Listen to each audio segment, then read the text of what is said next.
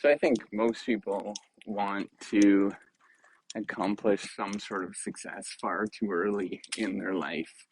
And largely a lot of this is driven by social comparison games. So you can prove to other people that you're somehow better than where you are.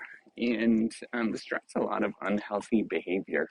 I think in general, this is kind of a normal human trait, and it sort of makes sense evolutionary um, wise in terms of doing social comparison because you want to be move up in the pack or your group of people that you want to hang out with.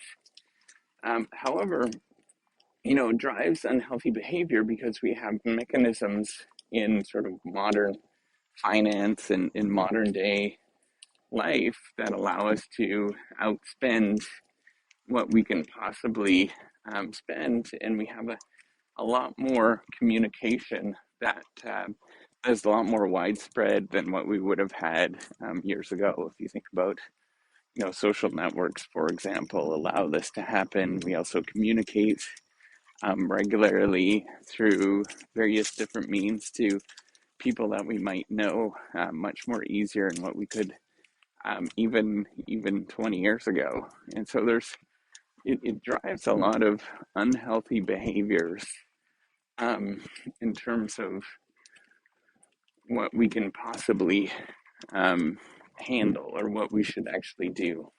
I'm going to talk about that today. So, if you don't know me, I am Professor Dave Mastock. I'm Associate Professor of Innovation Strategy and Entrepreneurship, and I created this whole reciprocity project to give back as much as I possibly can. So many people help me out, and I wanted to pay the favor forward to help you out as much as I possibly can.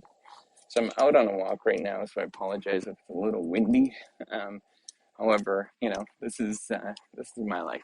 So, what I was talking about is we want to get things very quickly in this world, and I was thinking about, just my own um, personal journey and me thinking with this whole reciprocity project. I thought it wouldn't be, I first started this. It would be cool if there was 10,000 people or 100,000 people that was using this app, this platform, in a year or two.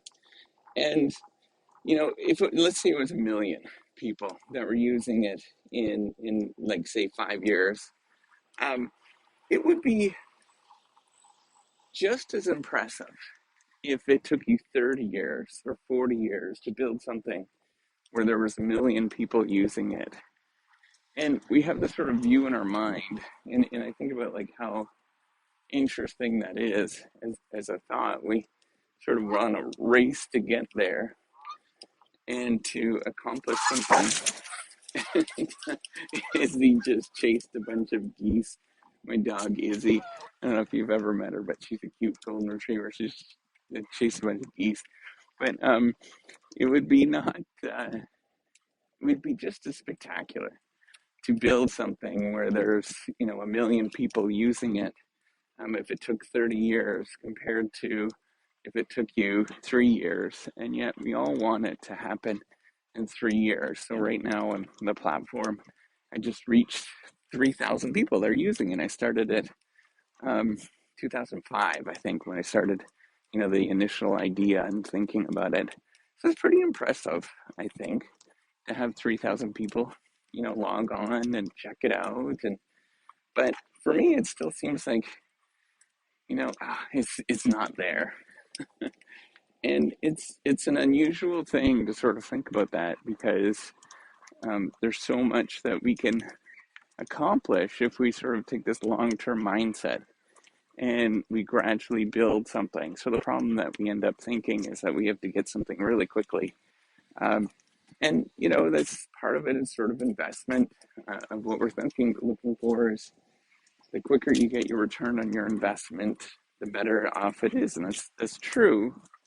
However, a lot of things just take a lot of time and a lot of work to accomplish it. And we have to get used to just taking that time and taking that work, or else it's never going to get done. It takes, most things in life take an awful lot of time that's meaningful and that's worthwhile. and an awful lot of work, or a lot of people, to actually build something like that. And a moderate amount of time. But it still takes a lot of time. If you're thinking of building something that was really successful and you got to 1 million people in 3 years, that would probably, take 100 people, each sort of working on a full-time basis on this thing. But when you're plugging along and doing this, to actually build something like this, it doesn't seem like you're getting there. And so it drives a lot of weird, unusual behaviors, because, a lot of people will end up wanting to quit something like this far too soon, because they think that they can't get there. They'll be wanting to, do risky behaviors because they're trying to get there a little quicker. And I was, this is my own experience in terms of me feeling like this, or you feel like a failure.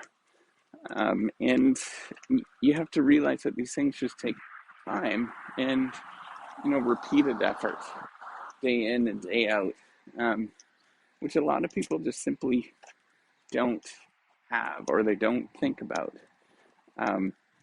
So the more that you can build this muscle, the more that you can continue to do something, I had a podcast a few days ago talking about spending, 10% of what you make on sort of, your project, some long-term thing.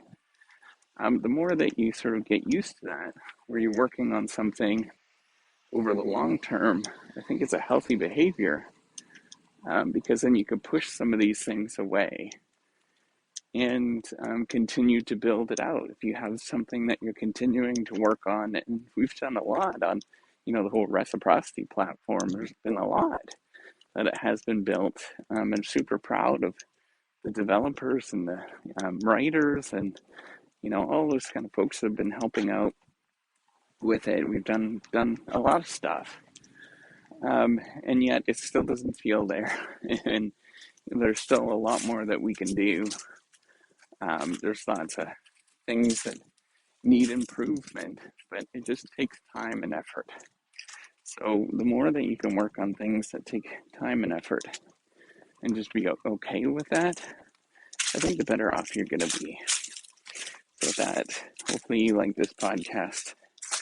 Take care and have a wonderful day.